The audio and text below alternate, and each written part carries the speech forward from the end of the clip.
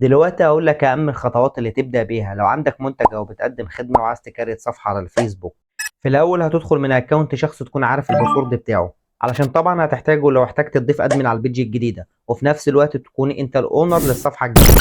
ظبط الوصف بتاع الصفحة، ضيف ارقام التليفونات في الصفحة، اربط واتساب الاعمال بالصفحة، ضيف مكان الخدمة اللي انت بتقدمها في الصفحة، ولازم تنزل مش اقل من 10 بوستات في الصفحة تخص المنتج او الخدمة اللي انت بتقدمها. وبعد كده يا صديقي هتختار اقوى بوست عندك على الصفحه، هتعمل عليه اول حمله اعلانيه ليك على الصفحه، وهتقسم الحمله لقسمين: قسم انجيجمنت وقسم فيديو فيوز. زود ميزانيتك بالتدريج والاعلان ما يقلش عن 7 ايام. هتقسم الجمهور بتاعك ل3 اقسام على حسب الانترستنج، على حسب المكان، على حسب العمر. واثناء تحليلك للاعلان هتشوف مين الجمهور اللي اقل تكلفه معاك ومديك نتائج كويسه وهتسيبه يكمل. ودلوقتي وصلنا لمرحله الاحتكاك مع العميل. علشان كده هقول لك حاجة لازم تعرفها، إن الناس نوعين ملهمش تالت. النوع الأول بيدور على حل المشكلة موجودة عنده، زي واحد تخين وعايز يخس. والتاني ما عندوش مشكلة بس عايز يكون في حالة أحسن، زي واحد عايز يعمل 6 باكس.